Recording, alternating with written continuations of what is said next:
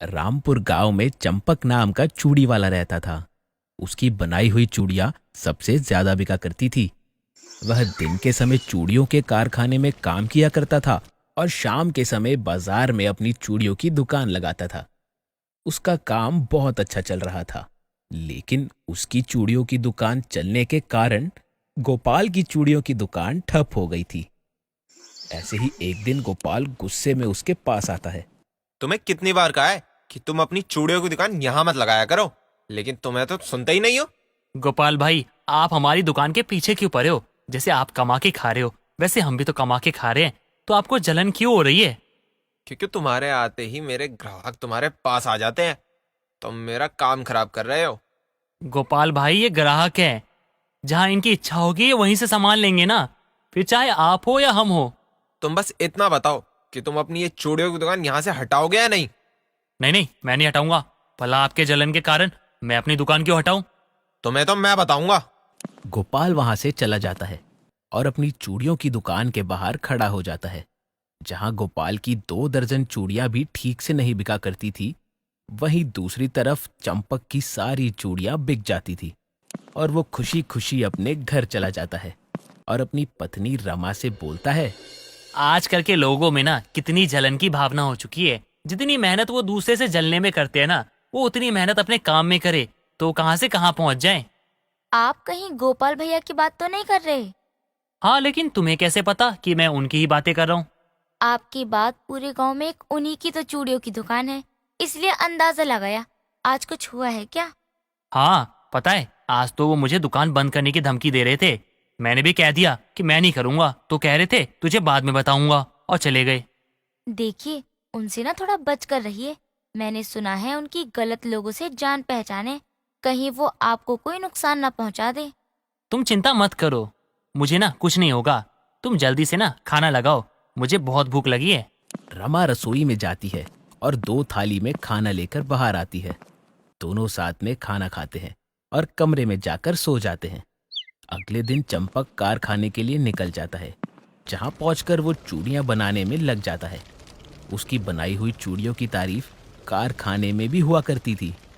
उससे ज्यादा जल्दी कोई भी चूड़ी नहीं बना पाता था और चंपक से खुश होकर उसका मालिक उसकी तनख्वाह भी बढ़ा देता है, जिसे उसे अपने घर चलाने में बहुत मदद मिल जाती है। एक दिन रमा बाजार से आते हुए सुनसान रास्ते से घर लौट रही थी। तभी कुछ गुंडे उसे रास्ते में रोक लेते हैं और उसे धमकाने लगते हैं। तभी हरिया नाम का गुंडा कहता है। तुम लोगों को अपनी जान प्यारी नहीं है क्या, जो गोपाल भाई से पंगा ले रहे हो? अगर दोबारा तुम्हारे पति ने अपनी चूड़ियों की दुकान इस दुकान के सामने लगाई तो उसके साथ बहुत बुरा हो सकता है। तो तुम लोग कौन हो जो उस घटिया इंसान का साथ दे रहे हो? तुम्हें ये सब जानने की जरूरत नहीं है। तुम बस इतना याद रखो कि गोपाल भाई के काम के बीच में अपने पति को मत आने दो, वरना अंजाम अच्छा नहीं होगा। नहीं नहीं, आप लोग मेरे पति को कुछ मत करना। मैं उनको मना कर दूंगी कि वो वहाँ दुकान ना लगाएं। ठीक है, लेकिन ये बात तुम्हारे पति को पता नहीं चलनी चाहिए। मैं किसी को कुछ नहीं बताऊंगी। रमा को धमकाकर वो गुंडा वहां से चला जाता है। रमा भी डरते हुए अपने घर लौट आती है। चंपक रमा को देखकर कहता है। क्या तुम भाग कर आई हो क्या बाजार से? तुम्हें इतना पसीना क्यों आ रहा है? सब ठीक तो है ना? तबीयत ठीक है तुम्हारी? अगर मैंने इनको कुछ भी बता दिया तो ये गोपाल भाई से लड़ने के लिए निकल जाएंगे और बात और आगे बढ़ जाएगी। अरे कुछ बोलोगी या मूर्ति बन के खड़ी रहोगी?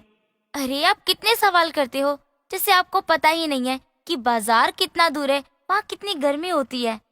अरे तुम इतना गुस्सा क्यों कर रही हो? अरे तुम्हें परेशान देखा तो पूछ लिया, और तुम तो हाथ धो के मेरे पीछे पड़ गई। अच्छा, तो मैं बाजार जा रहा हूँ चूड़ियाँ बेचने। अगर ये बाजार में चूड़ियाँ लगाने गई तो गोपाल भाई के गुंडे कहीं इनको कुछ कर न दे। नहीं, आज आप चूड़ियाँ लगाने नहीं जाएंगे।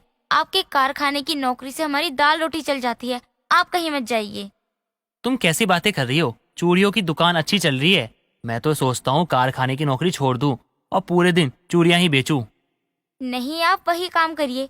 आपको चूड़ियाँ बेचने की जरूरत नहीं है। मैं एक चूड़ी वाला हूँ, अगर मैं चूड़ियाँ नहीं बेचूंगा तो कौन बेचेगा? अब तो त्योहार का समय भी आ रहा है, इस समय तो चूड़ियाँ और बिकेंगी। हाँ मैं जानती हूँ, लेकिन आज आप मेरे कहने से नहीं रुक सकते हो क्या?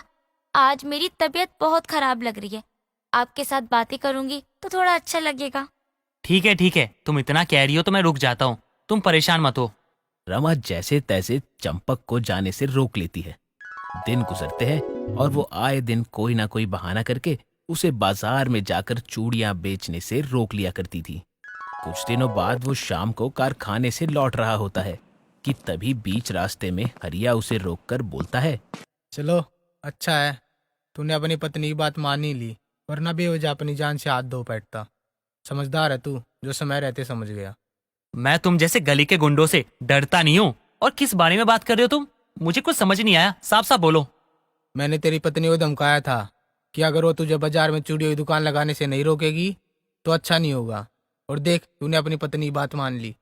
हरिया की बात सुनकर चंपक सब समझ जाता है और गुस्से में घर जाता है। अब समझ में आया मुझे कि तुम बाजार में चूड़ियां बेचने के लिए मना क्यों कर रही थी। तुम्हें डर था ना कि गोपाल भाई के गुंडे मुझे मार ना दे, इसलिए तुमने मुझे कुछ नहीं बताया। हाँ, लेकिन ये सब आपको कैसे पता चला? मुझे हरिया मिला था अभी रास्ते में, उसने मुझे सब बताया है। अब मुझे बाजार जाके चूड़ियां बेचने से कौन रोकता है मैं भी देखता हूँ, लेकिन तुमने मुझसे झूठ कह के अच्छा नहीं किया। देखिए, मुझे आपके गुस्से के बारे में पता था और वो लोग बहुत खतरनाक हैं, इसलिए मैं नहीं चाहती थी कि आप लोगों में कोई बहस हो या बात बिगड़े। तुम अपनी जगह सही हो और मैं अपनी जगह, बस बात खत्म। चंपक अपनी चूड़ियों का थैला उठाकर दुकान लगाने के लिए बाजार पहुंच जाता है। वहीं दूसरी तरफ हरिया गोपाल की दुकान पर बैठा उससे बात कर रहा होता है। चंपक को दुकान लगाता देख हरिया उसके पास आता है। तुझे इतने प्यार से समझाया तो भी तुझे समझ नहीं आया, लगता है दूसरे तरीके से समझाना पड़ेगा।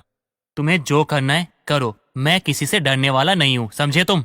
हरिया चंपक की बातों पर चिढ़ जाता है और अपने साथियों को बुलाकर चंपक की धुलाई करवा देता है और वहां से चला जाता है। जिसके बाद चंपक उसी हाल में पुलिस स्टेशन जाता है और इंस्पेक्टर साहब को सारी बातें बता देता है। इंस्पेक्टर गोपाल से हफ्ता लेता था, जिसके चलते वो चंपक को आपसी समझौते के लिए सलाह देता है।